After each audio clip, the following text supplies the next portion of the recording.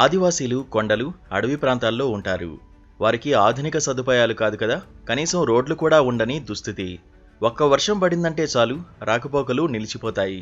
వాగులు పొంగి ప్రవహించడంతో బాహ్య ప్రపంచంతో వీరి సంబంధం తెగిపోతుంది. ఇక వాగు ఉధృతంగా ప్రవహిస్తున్నన్నాళ్ళు ఇబ్బందులు తప్పవు.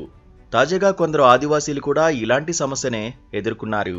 దశాబ్దాలుగా వాగుపై వంతెన లేక అవస్థలు పడ్డారు.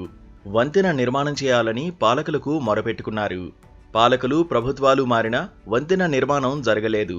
ప్రభుత్వంపై ఆశలు వదులుకున్న ఆదివాసీలు ఐక్యమయ్యారు. ఎవరో వస్తారు, ఏదో చేస్తారని చూడకుండా ఇంజనీర్ల అవతారం ఎత్తారు. అందరూ ఆశ్చర్యపోయేలా బ్రిడ్జిని నిర్మించారు. సిమెంట్, స్టీల్ లేకుండా వెదురు కర్రలు, చెక్క ముక్కలు, రాళ్ల సాయంతోనే వాగుపై వంతెన నిర్మించారు.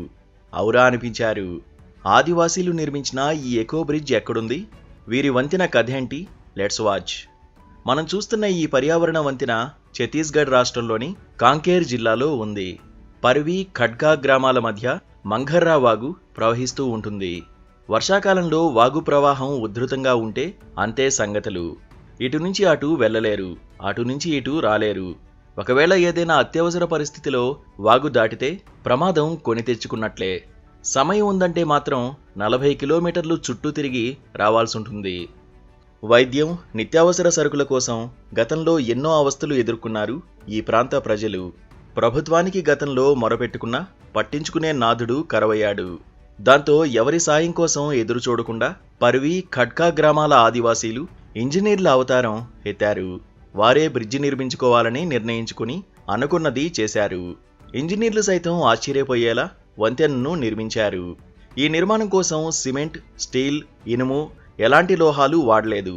కేవలం 2 రోజుల్లోనే అడవిలో లభ్యమయ్యే వెదురు కర్రలు, చెట్ల ఆకులు, తీగలు, రాళ్ల సాయంతో పూర్తి చేశారు.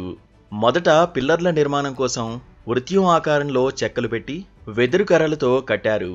ఆ వెదురు కర్రల మధ్య రాళ్లను వేసి కొట్టుకుపోకుండా బలం కోసం ఉంచారు.